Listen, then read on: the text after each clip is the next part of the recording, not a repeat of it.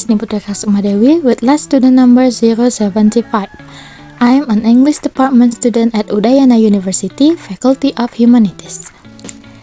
In this video, I will explain the topic from British and American Institution subject which occurs by Dr. Sang Ayu Isnu Maharani SSM Home about the medieval architecture style in British architecture.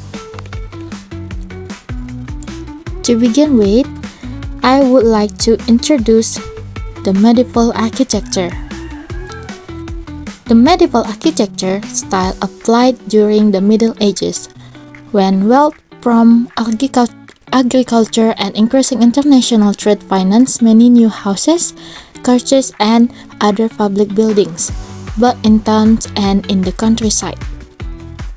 The timber frame buildings were commonplace in areas with oak woodlands, such as the Midlands, Mid Wales, and Southeast England.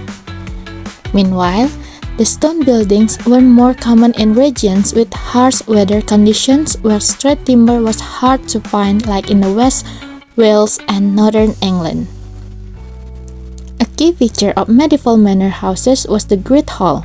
It was a communal space where people gathered to take meals, entertain guests, and conduct business.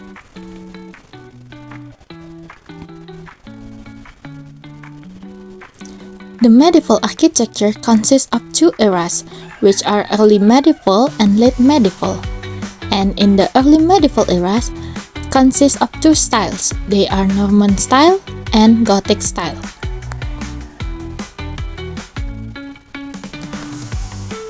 First, we move to the Norman architecture style. Norman architecture style is the English version of the Romanesque style, which predominated in Western Europe in the 11th and 12th centuries. It predominantly appeared in England after the Norman conquest of 1066 and lasted until 1190. The characteristics of Norman style are semicircular arch, often combined with massive cylindrical pillars. And early Norman buildings have an austere and fortress-like quality. And in larger churches, design sweeps of double or triple tiers of round arches rise above one another. Clerestory over gallery over main arcade. The Norman style appears at its most uncompromising in the great keeps of castles such as the Dover Castle and Rochester Castle in Kent. And also, the decoration includes zigzag patterns, carved pillars, and painted walls, like in St. Mary's Church in Kempley.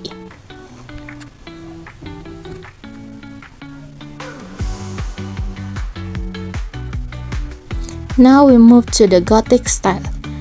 The Gothic style appeared in the Middle Ages from the later 12th century to the Renaissance. The term was originally associated with the concept of the barbarian Goths as assailants of classical civilizations. The Gothic style can be split into three phases. They are early English, perpendicular, and decorated. The characteristics of the Gothic style are pointed arches, revolting, large windows with tracery, and flying buttresses. By about 1200, a fully developed Gothic style, termed Early English by the Victorians, featured narrow pointed lancet windows and pillars made of clustered columns and polished marble shafts. The Gothic churches often have a skeletal stone structure with large glazed windows that allow more light. The notable achievements include Ely Cathedral's octagonal lantern and the west front of York Minster. And in this slide also there are several buildings that has the Gothic style characteristic, such as Gothic revolting and Reims Cathedral, Ely's Cathedral's octagonal lantern, pointed arches from the reed vaults of Worcester Cathedral, and flying buttresses support the main vault of St. Mary Church.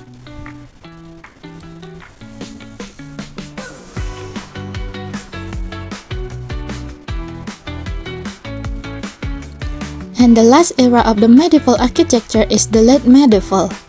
The late medieval architecture is the English architectural style of the later 14th and 15th century, and also called perpendicular. This was a marked change from the previous decorated version of the Gothic. This style characterized by soaring vertical lines, large and narrow traceried windows, and exuberant fan-vaulted roofs.